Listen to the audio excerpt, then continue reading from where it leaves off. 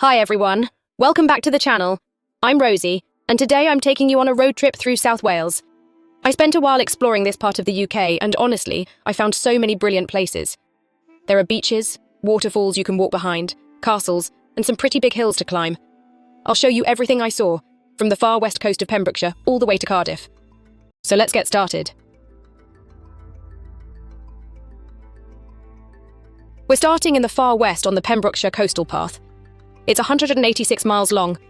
National Geographic once called it the second best coastline in the world, and I can see why. First stop is the Blue Lagoon at Aberidi. It's not a natural lake, it used to be a slate quarry. The sea filled it up, and now it's a popular spot for swimming and jumping off the cliffs. The water looks really blue depending on the light. I jumped in too. Today, it's a wild swimming paradise. The water changes from deep navy to bright turquoise depending on the light, and the cliff jumping platforms here are legendary. I did it. If you like beaches, there are loads to choose from. White Sands Bay and Newgale are popular with surfers. The waves are pretty big there. Tenby North Beach is the one with the colourful houses by the harbour. It looks like a postcard. If you prefer somewhere quieter, Pwyl Gwaelod and Abermawr are much more peaceful. They're windier and more wild, but I liked that. The Green Bridge of Wales is a spectacular natural arch carved by centuries of Atlantic storms. Just a short walk away, St Govan's Chapel is a tiny 14th century hermitage, literally built into the cliff face. Legend says the stone steps change number, depending on whether you're going up or down. And for history lovers, you cannot miss Pentre Ifan Burial Chamber, a 5,000-year-old Neolithic dolmen that feels mystical and timeless. Heading east, we arrive at the Gower Peninsula, the very first area of outstanding natural beauty in the whole UK, designated back in 1956. The absolute star here is Rosie Bay Beach, a massive 3-mile stretch of sand that regularly ranks among the best beaches in Europe. The views from the cliffs above are utterly breathtaking. And at the far end sits Worm's Head, a dramatic tidal island you can walk out to when the tide is low. Just be careful, the tide comes in faster than you think, and getting stranded out there is a real possibility. The hidden viewpoints just below the main trail are perfect for a private picnic with a view. You can't go to Wales and not see at least one castle. First up is the mighty Caerphilly Castle, the largest castle in Wales and the second largest in the whole of Britain. Its massive water defences, huge gatehouses, and concentric walls are mind-blowing. Fun fact, its tower leans more than the Tower of Pisa. You can walk along the battlements, cross the drawbridge, and even see a working siege engine. This place genuinely feels like a movie set. For a completely different vibe, head to White Castle in Monmouthshire. Built by the Normans in 1066, it's a beautifully preserved 11th century fortress with a deep, grassy moat. It's much quieter, more romantic, and you can really let your imagination run wild about the medieval knights who once defended this border between Wales and England. And best of all, it's free to explore. Now we're heading inland to one of the most magical parts of South Wales, waterfall country. The legendary Four Waterfalls walk is a must-do hiking trail. You'll pass the majestic Segwd Clun Gwyn Mean waterfall of the White Meadow, the dramatic Segwd O'i Panwa Mean waterfall of the Fullers, and then the absolute showstopper, Segwd Era Mean waterfall of the Snow. This trail literally takes you behind the curtain of water. It is loud, it is wet, and it is one of the most exhilarating experiences I've ever had.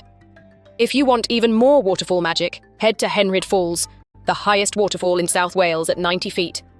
And here's a cool fact. It was used as the entrance to the Batcave in The Dark Knight Rises. You can walk right behind it into a hidden cave. Nearby, the Eladir Trail along the River Neath leads you to the gorgeous Sgawd Golardis Lady Falls and the stunning gorge at Sacred Waterfall, also called Pwyl Bow. Perfect for a wild swim if you're brave enough. And don't miss Porth yr Ogof, a spectacular natural cave where the river literally disappears underground. It's eerie, beautiful, and completely unforgettable. Swapping waterfalls for mountain ridges, we enter Banau Brycheiniog, formerly known as the Brecon Beacons National Park. This place is a hiker's dream. Pen y Fan is the highest peak in South Wales at 2,907 feet. The climb is a challenge, but the 360-degree views over rolling green valleys are absolutely worth every step. Quick tip, bring a warm jacket, even in summer. I wore shorts and bitterly regretted it. But my absolute favourite spot in the whole park is Llyn y Fan Fac, a stunning glacial lake tucked beneath the Black Mountain ridges. The water is so clear, and the setting is steeped in local myth and folklore. It's peaceful, wild, and feels like a secret hidden world. For something completely different, go underground at the National Show Cave Centre for Wales in Dan Yw'r Ogof. This is a vast 17-kilometre cave system with incredible rock formations and a stunning underground waterfall.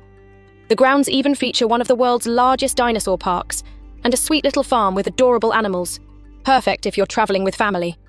As we leave the mountains, we cruise through the Wye Valley, an area of outstanding natural beauty that follows the border with England.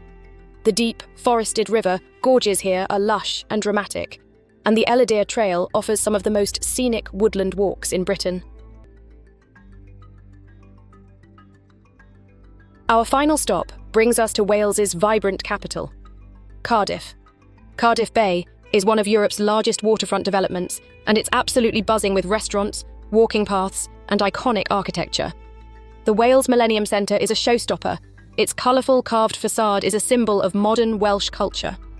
Right in the middle of the city stands Cardiff Castle, a fascinating mix of Roman fort, Norman keep, and a mind-blowing Victorian Gothic mansion built by the Marquis of Bute. The interiors are incredibly opulent, with stunning murals and intricate designs. Climb the keep for a brilliant view over the city. It's the perfect way to end our journey, where ancient history meets modern life.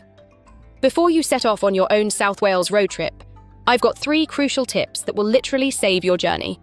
1. Rent a car. Public transport between these remote countryside spots is very limited. To see everything we covered today, you really need your own wheels. If you can get a convertible, even better.